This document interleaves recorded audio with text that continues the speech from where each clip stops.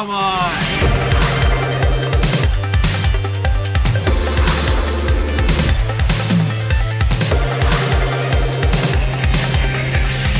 What it do, ski? It's your boy Farewell34, and today I'm here with my reaction video to Buffy the Vampire Slayer. This one is season 2, episode 13.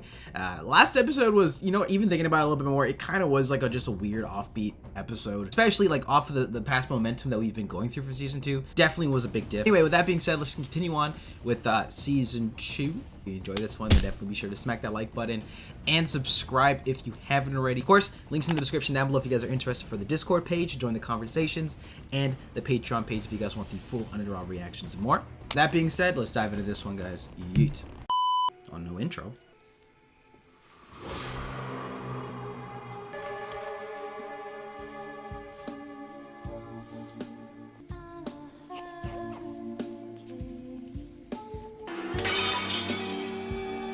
She's a vampire? What the hell? So she's clearly in some sort of like dream sequence, or like Drew's got her in a spell. Happy birthday, Buffy. Oh, birthday. Oh! That happened before. The dreams that I had about the Master, they came true. Still. What if Drusilla is alive? We never saw her body. She gets it. You gotta confirm that shit. Yeah, the relationship is really ramped up over this season. I mean, Drew could really just come and fuck shit up. I like seeing you. The part at the end of the night where we say goodbye, it's getting harder. I don't know, that's Moxie or something. Totally unplanned. It just came out. Once you get to a certain point, and seizing is sort of inevitable. Wow.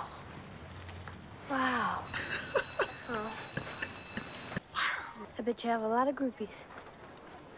It happens. It's Buffy's birthday, and we're throwing her a surprise party. Well, you could be my date. I said date. So, Buffy's party. Shit. You're going, and I'm going. Should we maybe go? We're really pushing the Why? envelopes on all the relationships It's- this one. Groping in a broom closet isn't dating. You don't call it a date until the guy spends money. See, I don't know. I don't want to start a big freak out over nothing. Still, best to be on the alert. I can't abide them. Let's try something different with the flowers. Yo, she's deezed. Survey says. Do you like it, baby? It will be the best party ever. Why is it that? It will be the last. Okay.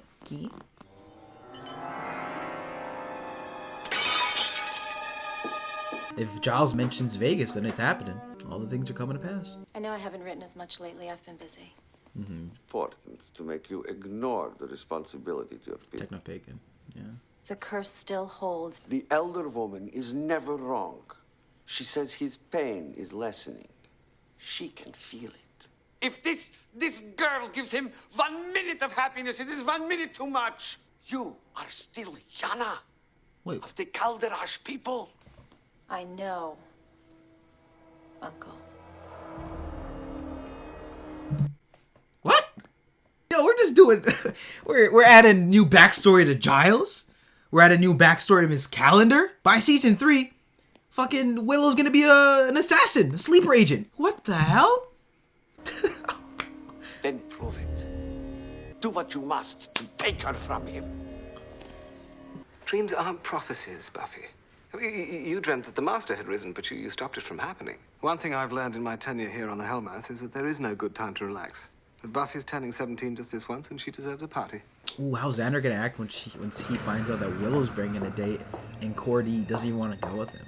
Giles wanted me to tell you that there's been a change of plans.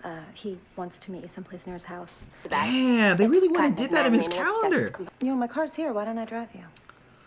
Ooh, I don't like this. I don't like this at all. No. It's still, they just started with this. Like, I'm not gonna. Every time I see you, you're stealing something. Jesus Christ. They got a crane for this one. Oh, I'm an idiot. I thought she was jumping into a ship. We just saw earlier, but it's for the party. Oh, fuck, he's there.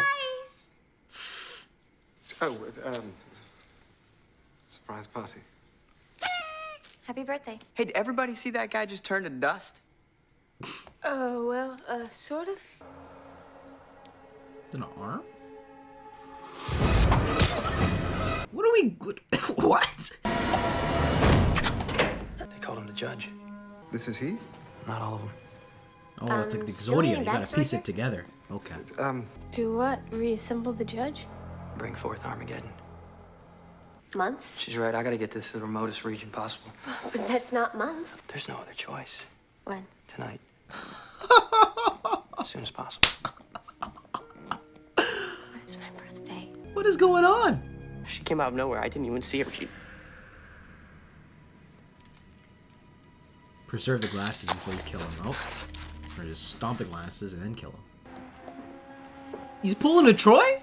You don't know how long it's gonna take, or if we'll even... Oh, so this is like a Even what?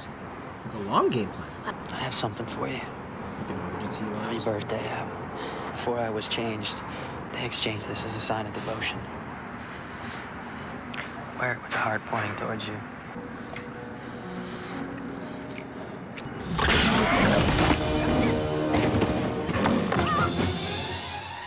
She got dashed! Oh, okay, he doesn't gotta go anywhere. I was gonna say, like, him just leaving, that is...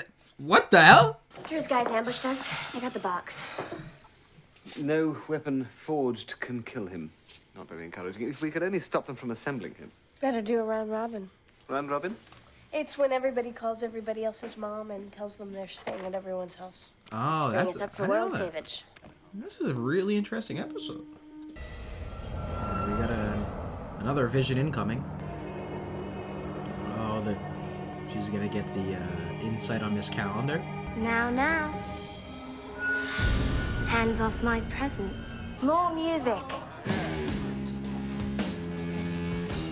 Drew's a G, I'm not even a friend. Especially now that she's got full power, or decent power.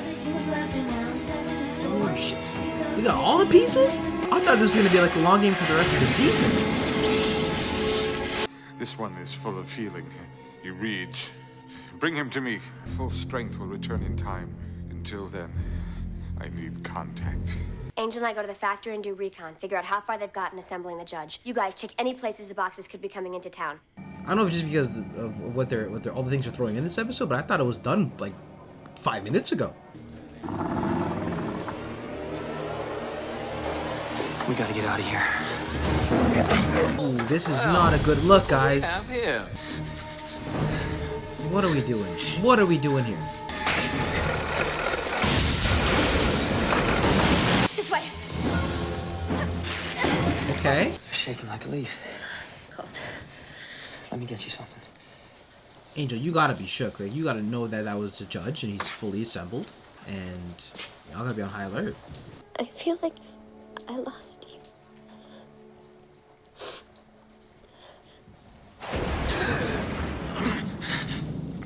What's going on? What's going on? What's going on? What's going on? What's happening? What is happening? What is going on? Guys, what the fuck? Oh, come on! Come on! Ah! Damn. That was Buffy the Vampire Slayer Season 2, Episode 13. Titled Surprise, and there was quite a few surprises this episode. Now, I do think this is a particularly interesting episode. A lot of things were pushed. The envelope was really pushed this episode. Now, I think Sarah Michelle Gellar, off the bat, another standout performance in my opinion. There was a lot of things in this episode, not even, and the fact that it's a two-parter too, right? So, there's more to yeah, anyway. Okay, so first and foremost, Angel and Buffy's relationship here. They are pushing it. They are pushing the envelope here. Now, their relationship has really been at the forefront this season, and they've, especially the last few episodes, they've really shown how much their love for their love for one another, and their bond is really deepened. In this episode, obviously, now they're looking more about I think sleeping together was a big focal point, and the ring and stuff like that. So, me personally, I think that last sequence was really emotional, great, and good and all, but the timing is just like, the judge is there, you know, I don't feel like not enjoy it. However, I do think there was more pressing matters at hand, but I mean, I guess it just goes to show their relationship at its current standing. And I don't know, I feel like I need to think about how I feel about Buffy and Angel, especially in that moment, especially that last bit, like them, you know, like she's going through a tough time right now. And I know this love bomb has been something weighing on both of their minds, but I don't know if that's something that needed to be happening at that given moment. That's just the way I felt about that scene. Still, great framing and delivery. That being said, though, I thought this was actually a really good episode. Really good first half of a two-part. This idea of a newer villain. I love getting to see Drew's perspective. Whenever Buffy's, you know, having these visions or whatever, it's a serious play. And I think this episode brought the weight to this sort of these revelations in the story. Drew first started her I think the actress, I think Drew as a character, obviously she was in a weakened state with Spike, and Spike was more charismatic when she was in you know, and not to her, I guess, full potential. Now that we see her get some energy and I think her, even the performance here, she's still menacing. She's got this, I don't even know how I would describe it at the moment, but Spike and her together are both chaotic. But now Drew, even in where the roles are switched now, where she's a stronger one compared to Spike. Whenever she's on screen, like even her performance, it's just chilling. If that makes any sense, because she's powerful, she's strong, she's chaotic, very unpredictable, and whenever she's on screen now, I think she's lined up to be a really solid villain. So this episode is a stand up for her personally. The Miss Calendar. The Miss Calendar just sneaking with her. I am so baffled. I thought we were gonna develop maybe more of her techno pagan responsibility or something like that, but being called like Yana or whatever her name was, and Angel killing her family or her descendants, and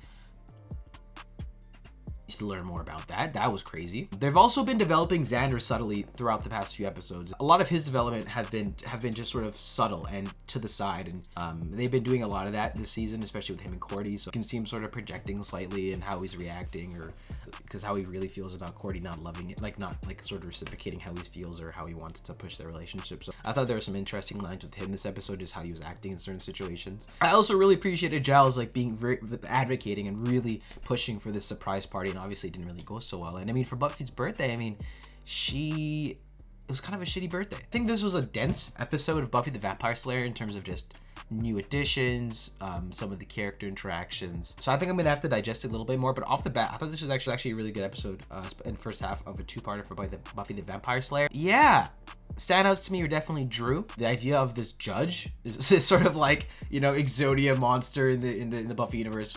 Angel going on this boat, like that was just, there's just so many things happening. Like, wait, he's gonna just bounce out of nowhere. There's these judge pieces. I'm like, oh, this is gonna be a long thing for season 2. And then they just sort of cut through all that, and they're like, nope, judge is here, no boat.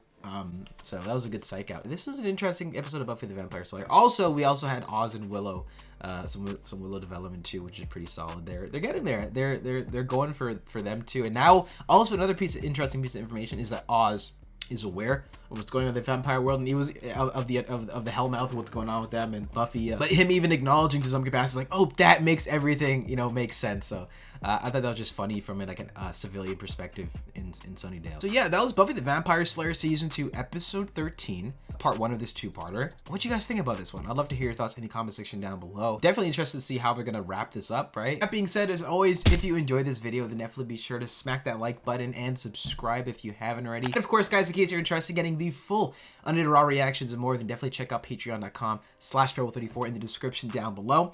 With that being said, though, guys, I will catch y'all in the next one. Peace.